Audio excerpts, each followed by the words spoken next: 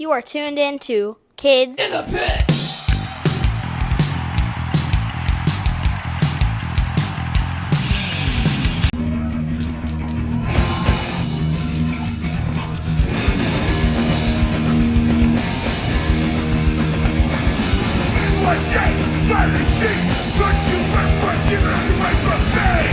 Hey guys, it's Gabe from the Kids in the Pit podcast. Today I'm joined by Carl Porcaro from Killing Time. Thanks so much for joining us. Yeah, thanks for having me. What's up, everyone? How you doing today? So, yeah, what do you do in Killing Time? I play guitar at Killing Time. Nice. Yeah. Have you been in any other bands? Yes, I've been in a number of bands. My first band was Breakdown, and I've been in Killing Time, and I've been in Alone in a Crowd, and I've been in Electric Frankenstein, and I've been in Kings Destroy, and Midnight Confessions, Mind's Eye. Yeah, those are most of them. There's more, but those are those are the ones I was probably in the most and the longest. Nice. Yeah. So actually, my dad got a Alone in a Crowd 7-inch. Was it a first press? I don't know, I something don't know. rare. It was really rare for Christmas. Oh, wow. Yeah, Nice gift. yeah. We're What's your? supposed to have another record coming out. Oh, That's we did a um sadly our one of our guitarists got really ill and he passed away, and we were in the process of putting together a benefit record for him, which will now be a benefit record for his family. And it's a live record of this show that we did in Philadelphia, which was also a benefit for him. And it also includes, I believe, the whole 7-inch, and it includes one new song which we recorded. Um, so that's gonna come out sometime. I don't know when, but it's in the I'm sorry works. for your. Oh, sorry. I'm sorry for your loss, but yeah, that sounds really cool. I hope it Thanks, Gabe. comes out soon. Yeah, So, wait, you're still in Killing Time, right? I am still in Killing Time. I've been Okay. in Killing Time since 1987. So I That's when must we have. started. We started on the day after Thanksgiving, 1987. Wow, nice. But I think I saw you. Yeah, I saw you at the Lou Kohler benefit. I mean, I don't know if I. I Oh, don't you think I. were up in New York at Irving Plaza? Yeah, I don't. I Ah, don't think I. cool. I don't think I talked to you there, but I must have seen you because Killing Time played. Yeah, yeah, yeah. Did you do the early thing with the um when everyone came in with the posters and all that stuff? Maybe I would have met you there. I'm not sure. Uh, I don't. Well, his parents were selling the Yeah. So posters. yeah.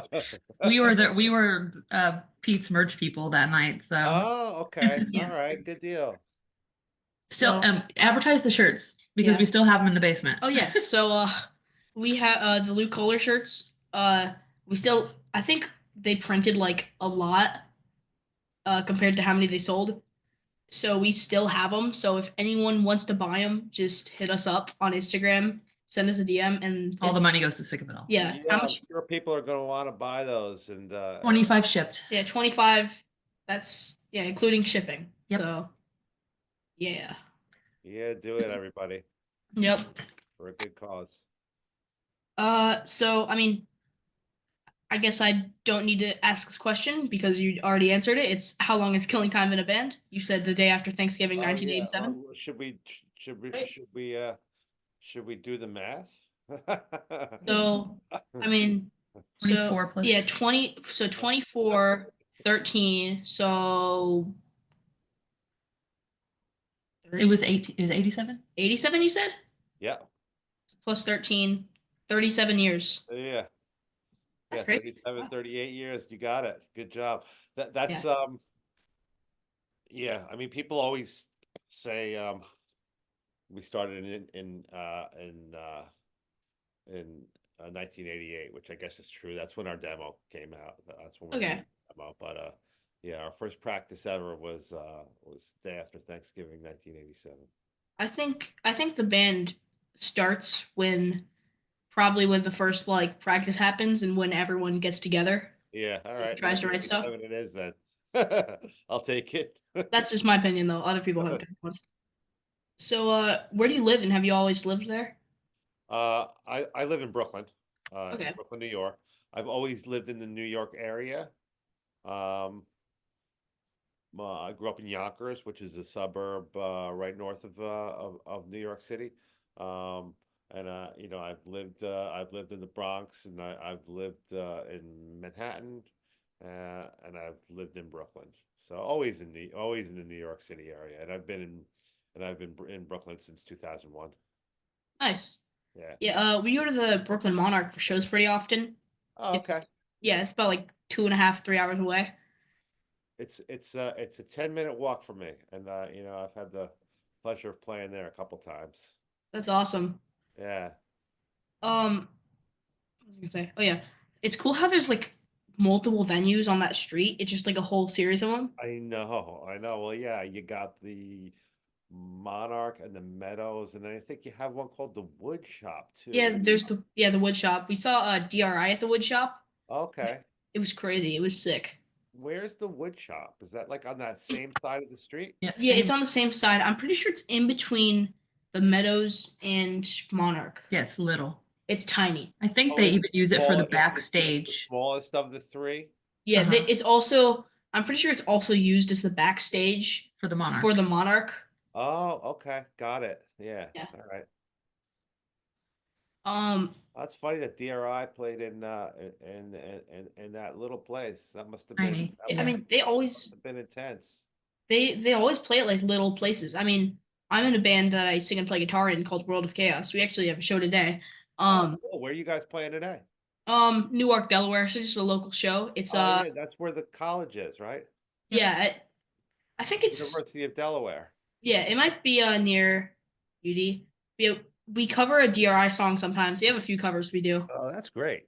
Yeah, DRI was a big influence when I was coming up. I'm glad to see they're still influencing people. yeah. So we also played at this place called Skid Row Garage. We've actually played there twice, and DRI played there. So Okay. it's cool to say that we've played on the same stage that DRI has. A week Yeah. later, I think. Oh yeah, it was like a week after they played that we played. Okay. Cool. Yeah. So what's a band Killing Time has played with that you're proud to admit? The Bad Brains. Ooh, that's sick. Yeah. Yeah, I I mean, we've gotten we've gotten to play with a lot of our influences and a lot of our heroes growing up throughout the years, and yeah, playing with the Bad Brains at Irving Plaza's one of the biggest ones, if not the biggest. An honor to play with them, and really exciting. yeah, that's sick. Um oh yeah, I think HR is like doing a little tour in the next few I months and they're saw that. Someone just posted video of that. Yeah, I hadn't actually heard about it, but I saw someone posted a video from I think up in Connecticut or something like that. so He was doing some in the video I saw. He was doing some reggae stuff. huh. But he's playing Skid Row Garage, which is where Oh, that place you just talked about. Yeah. yeah. So We might go. 2 hour I drive. it's 2 hours, but come on, You would like to meet him. It's well also it Yeah, just you should meet him. Hey, why not? Yeah. I wonder if he does any Bad Brain songs. I don't know. I don't. Like I said, I don't know what he's Yeah. doing on this tour, but Mhm.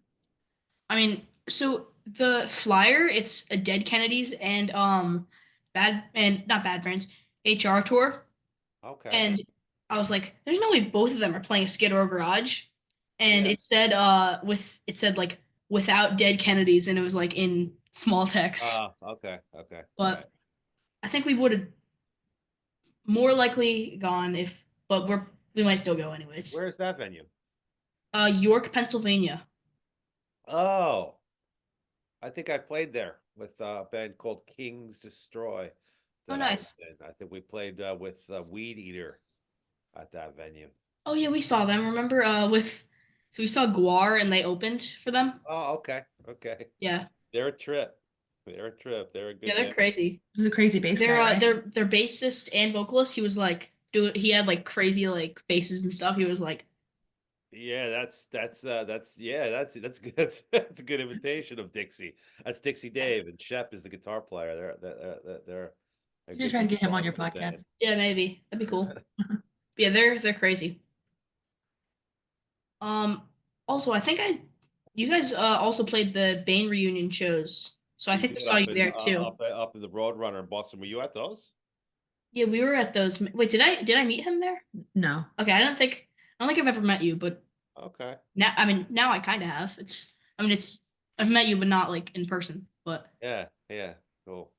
Yeah, yeah, those were fantastic. That was a good time, man. That was like yeah, that was really we were really appreciative of Bane for bringing us up to to those shows. It was so good. And yeah. yeah, we go back with Aaron, since the very beginning of the band, when he was in a band called Backbone. Um, so But yeah, which one? Which Aaron? Bedard, probably. Bedard, yeah. Okay, because there's two of them. Yeah, yeah, sorry. I Yeah, should it's have fine. remembered. But you guys played both days, right? Yeah, we did. Yeah. Okay. Yeah, on the second day, so Sunday, I sang Wally's part on calling hours. Oh wow, sick. And Okay. now, whenever since like Zach usually sings that part, Yeah, um, yeah. it's kind of like up to him mainly. And whenever we see them, he's like, "You want to sing the part?" And he always lets me, and it's really cool. That's great. That's Yeah, great. he's great. Have you seen them a few times? Yeah, I mean, a lot. How I many think you've times? done it 7 times. 7 times? Oh wow. All That right. was his first time. He was 11, Yeah, and they did it at Furnace Fest. There were 2 shows at Furnace Fest, and yeah. then I did it at both Arizona, and Arizona then New York City, no, and New Brooklyn Jersey. Monarch, and then New Jersey. That's 7. Is there? There's not another one, right? But I make him ask every time. That you have to ask Zach, and he can say yes or no. He always says yes. Well, He's always oh, like, yes. New England It's Out always- Fest. Oh yeah, yeah. Wait, and then there's also the first time at Furnace Fest when I messed up. Mm. Wait, does that count? Sure. Well, no, because I messed up the part halfway through. Really, really bad. It's a long story, but then after that, since Zach had like let me sing Can We Start Again? So that was fun. Yeah, cool. Yeah, pretty much what happened is I wasn't supposed to take the mic out of the stand because someone you know how what's her name? Reba, is that her name? Mhm. Yeah. From Code Orange. Yeah, She sings like the clean singing part after. right. And she was gonna sing it. So I wasn't supposed to take the mic out of the stand. Um just in case like it because it would have been I don't know. And then halfway through the part, 'cause I didn't know. And then Zach was like, "Stop!" And I kind of like I was like, "What?" Shell shocked. And I got like all So messed you just up. left it. I was like, You were getting into it and grabbing the mic. yeah, and also that part, it's like rappy. It's like has like a groove. I don't know what you call it. It's like heart has like a certain flow to it, and it's just like If you miss it, it's yeah, gone. it kind of got messed up. So Yeah, sometimes if you miss one little thing, it's like you miss you miss a whole section. yeah, but We'll send you a video of one of them. yeah. So what was the first punk or hardcore show you went to? Oh, okay. It's hard for me to remember exactly, but I'm thinking it was probably Agnostic Front at CBGB's. That's sick. Might Yeah, have been Bag Nasty at CBGB's, but I'm thinking it was probably Agnostic Front at CBGB's in 1985. I think it was like Carnivore. I don't know. It was like Carnivore. It might have been Carnivore opening, wow. or maybe the Crumb Suckers. But yeah. Yeah, that's the year my dad was born. So wow. Wow. Okay. Wait, so how old are you? 57. Wow. So wait, mom, you're 46, right? Yeah. So And Dad's 39. wow. That's crazy. Yeah, I mean, when I started going to CB's, it was like, I was turned on and I was going every weekend. That's why I can't remember exactly what show was first, but I think it was the AF show. Yeah, I wish I could like go back in time to see a show at CB's. Bad Brains, Yeah, see Bad Brains. Wait, Yeah. have Yes. Minor Threat. have Bad Brains and Minor Threat like at the same show played CB's ever? I That's a wonder. good question. I don't know I know they played together, but I don't know if they played CB's together or not. Yeah, My guess would be I'd yes, but I don't seeing know. both of them at CB's back in like I don't know when would be sick.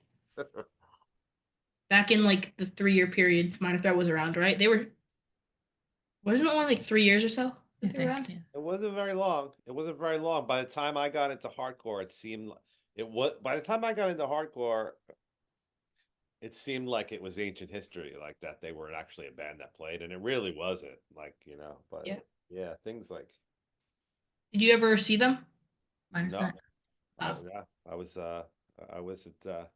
wasn't old enough for that. Yeah. Wait, no.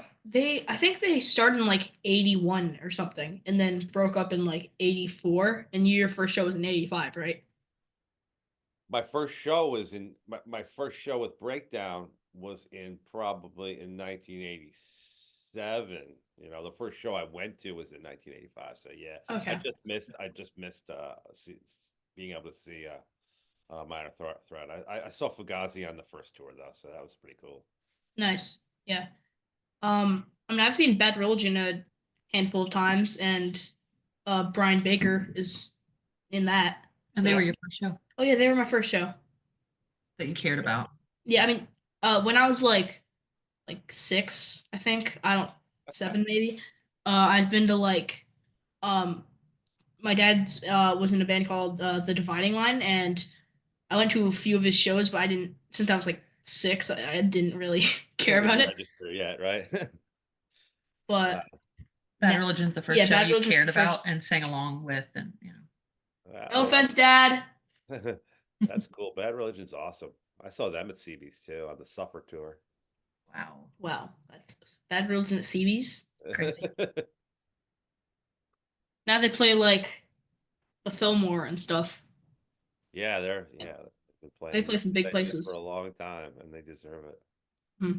I mean, yeah, they definitely deserve it, but it's crazy. Like, uh, I mean, it makes sense because every band starts somewhere, but it's just crazy to imagine them playing at CB's. Yeah, yeah.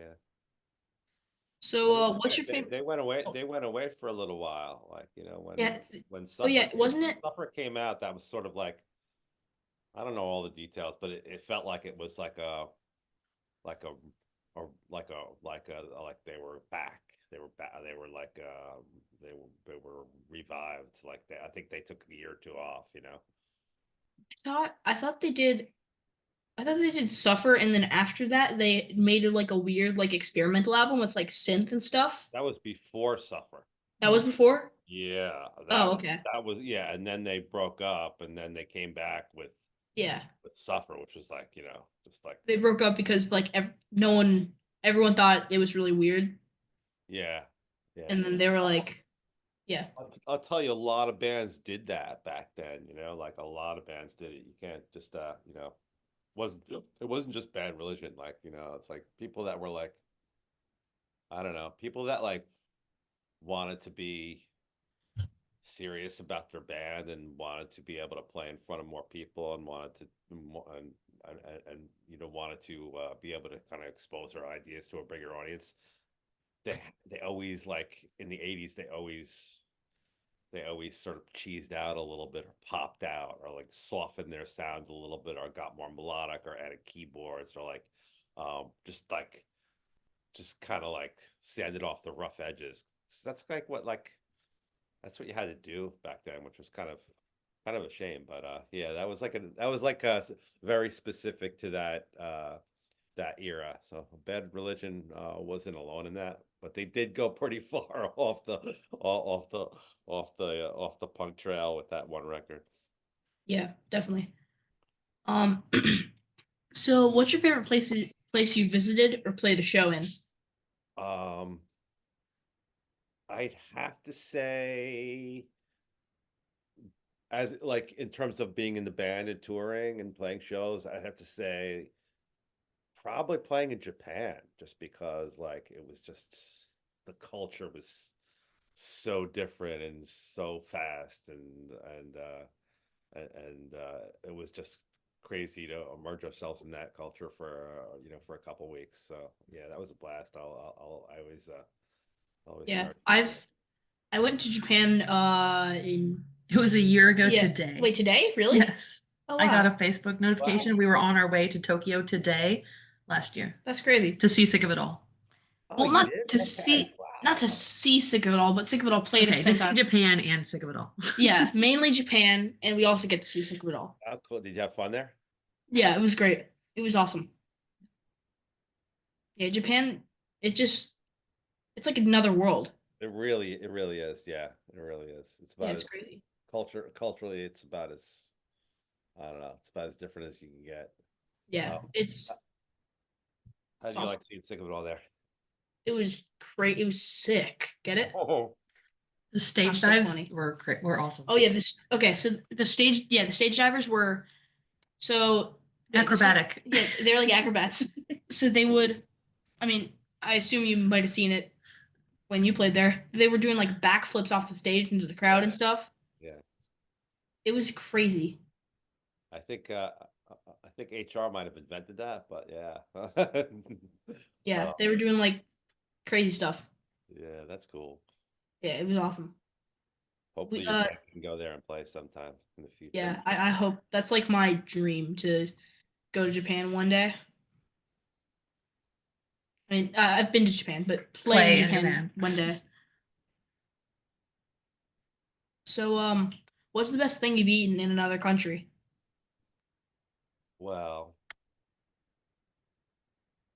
when it comes to band touring, you eat a lot of stuff in like gas stations or diners, or if you're overseas, kind of like backstage. Um, but my favorite memory of having great food is one time Killing Time was touring. We're touring in Italy, and our band broke down in Florence, in Firenze, and one of the kids from the shows took us home and let us stay at his parents' house, and we were stuck there for like 3 days, and they were just making us all this like homemade pasta and Italian food for 3 days, Wow. and that sticks out in Awesome. my mind as the best touring food I've had in all my years out there. That's crazy. Yeah, it was fun. It was like it. It always sucks to have your van break down on tour, but like I don't know, the memories like from that time was were worth it. Yeah, I'm Italian. 'Cause my dad's side's Italian, and I've never been to Italy, but I want to because it's amazing there. Yeah, yeah, it is. I'm ready to go back myself. Yeah. I think Killing Time might play one show there this year as part of a tour we're doing, but I'm not sure. Um, Nice. but yeah, definitely go. And like most of the shows most of the shows in Italy are in are in Rome or north. Probably not even Rome. Probably usually more north of that. But I would say that if you go, please also visit the south, because it's great down there. Okay. But yeah, it's just it's a they're like it seems like Italian food is just like kind of on top. It's just really good. Yeah, agreed. Yeah, I love Italian food. Uh, So, what was your favorite movie when you were my age? Um,